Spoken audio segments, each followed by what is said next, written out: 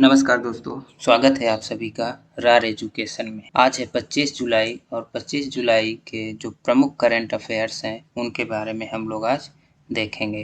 तो चलिए शुरू करते हैं। पहला प्रश्न है, हाल ही में एनी रास का निधन हुआ है और ये किस क्षेत्र से जुड़ी हुई थी। ठीक है, एनी रास तो ये गायिका थी और ये कहाँ की हैं, तो ये इंग्लैंड देश की हैं। ठीक है, एनी रास का निधन हुआ, ये गायिका थी और ये इंग्लैंड की थी। अगला प्रश्न है, हाल ही में आईएसए समझौते पर हस्ताक्षर करने वाला 87वां देश कौन बना है। तो 87वां देश बना है निकारागुआ। ठीक है, अब निकारागुआ की बात करें तो इसकी राजधानी है मैनागुआ और मुद्रा है निकारागुआ कार्डोबा। ठीक है, यहाँ के राष्ट्रपति हैं डेनियल आर्टेगा। अब देखते हैं आईएसए के बारे में। आईएसए क्या होता है, इसका जो फुल फॉर्म होता है इंटरनेशनल सोलर अलायंस। ठीक है, अंतर्राष्ट्रीय सौर गठबंधन। और इसकी घोषणा की गई थी किसके द्वारा, प्रधानमंत्री नरेंद्र मोदी के द्वारा। और 2015 में इसकी घोषणा कहाँ की गई थी, पेरिस में की गई थी। ठीक है, और ये जो संगठन है ये क्या है, कर्क रेखा और मकर रेखा। ठीक है, 23.5 डिग्री उत्तरी अक्षांश और दक्षिणी अक्षांश में जो रेखाएं उन्हें कर्क रेखा उत्तरी को और दक्षिणी को मकर रेखा कहते हैं। ठीक है, इन दोनों अक्षांशों के बीच में जो स्थित देश हैं उन देशों का क्या है, ये एक संगठन है। ठीक है, क्योंकि कर्क रेखा और मकर रेखा के बीच क्या होता है, सर्वाधिक जो सौर ऊर्जा का विकिरण पड़ता है वो इसी एरिया में होता है। इसलिए क्या किया गया है, इस सौर ऊर्जा का उपयोग करने के लिए इस संगठन का क्या किया गया है, यह गठबंधन किया गया है। ठीक है, आईएसए का जो मुख्यालय है वो कहाँ है, गुरुग्राम हरियाणा में है। ठीक, अगला प्रश्न है, हाल ही में किस राज्य सरकार ने कोविड-19 के लिए स्वपरीक्षण प्रणाली शुरू की है। तो स्वपरीक्षण प्रणाली की शुरुआत किसने की है, तो उत्तर प्रदेश ने की है। और इस प्रणाली का जो उद्देश्य है, तो इस प्रणाली का उद्देश्य क्या है, तो इस प्रणाली के तहत कोई भी व्यक्ति स्वयं परीक्षण करा सकता है। और इससे क्या होगा, और इसका जो मुख्य उद्देश्य है वो यह है कि उत्तर प्रदेश में कोरोना के टेस्टिंग को बढ़ाना। ठीक है, उत्तर प्रदेश के बारे में बात की जाए तो उत्तर प्रदेश की राजधानी है लखनऊ।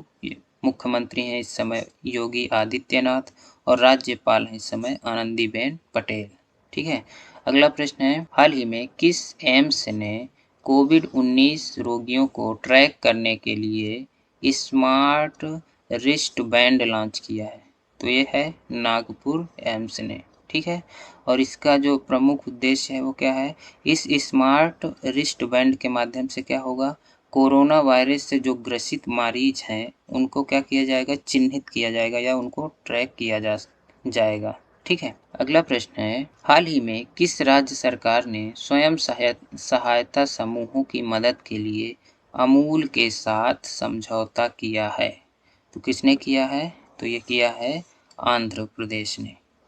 ठीक है, आंध्र प्रदेश के बारे में अगर बात की जाए तो आंध्र प्रदेश की जो राजधानी है हैदराबाद, ये अस्थायी राजधानी है इस समय। और अमरावती इसकी स्थायी राजधानी बनेगी, प्रस्तावित है। ठीक है, अमरावती में ही देश का 25वां हाई कोर्ट बना है, जिसके चीफ जस्टिस कौन है इस समय, जेके माहेश्वरी। ठीक है, आंध्र प्रदेश के मुख्यमंत्री हैं जगन मोहन रेड्डी और आंध्र प्रदेश के राज्यपाल हैं विश्वभूषण हरिचंदन। अब अगर अमूल की बात की जाए तो ये जो अमूल की स्थापना कब हुई, 1946 में हुई। इसका मुख्यालय कहाँ है, आणंद गुजरात में है। और अमूल के जो सीईओ हैं इस समय वो कौन है, रूपेंद्र सिंह सोधी। ठीक है, देखते हैं अगला प्रश्न, हाल ही में MFIN का नया सीईओ किसे नियुक्त किया गया है। तो ये नियुक्त किए गए हैं आलोक मिश्रा को। ठीक है, अब अगर MFIN का फुल फॉर्म देखें तो इसका होता है माइक्रो फाइनेंस इंस्टीट्यूशन नेटवर्क। ठीक है, अगला प्रश्न है, हाल ही में DRDO ने कहां पर कोविड-19 परीक्षण सुविधा की स्थापना की है। तो DRDO के द्वारा जो कोरोना का परीक्षण की सुविधा जो स्थापित की गई है वो की गई है लेह में। ठीक है, अब देखते हैं DRDO के बारे में। तो DRDO का फुल फॉर्म होता है defence research and development organisation. ठीक है, DRDO की स्थापना हुई थी 1958 में और इसका मुख्यालय है नई दिल्ली। और DRDO के अध्यक्ष हैं इस समय जी सतीश रेड्डी, और इसका जो ध्येय वाक्य है वो है बलस्य मूलम विज्ञानम। ठीक है, बलस्य मूलम विज्ञानम या strength origin is in science.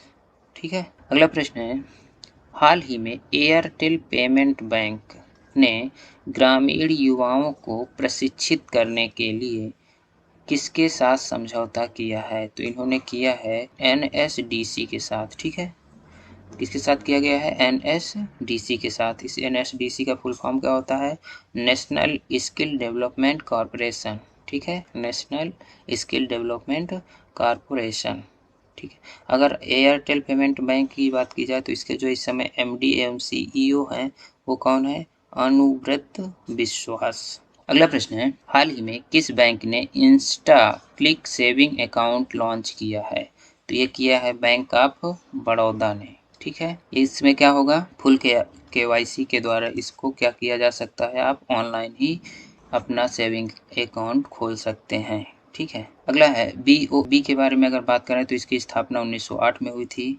Bank of Baroda का जो मुख्यालय है वो गुजरात बड़ोदरा में है, और इसके जो इस समय MD एवं CEO हैं वो कौन है? संजीव चड्ढा हैं। और जो बैंक ऑफ बड़ौदा की टैग लाइन है वो क्या है? India's international bank. Bank of Baroda के चेयरमैन इस समय कौन है? हसमुख अधिया। ठीक है, आगे देखते हैं। अगला प्रश्न है, हाल ही में Australian 2020 miles Franklin literary award किसने जीता? तो ये जीता है तारा जून विंच ने। ठीक है, और इनकी पुस्तक का क्या नाम है?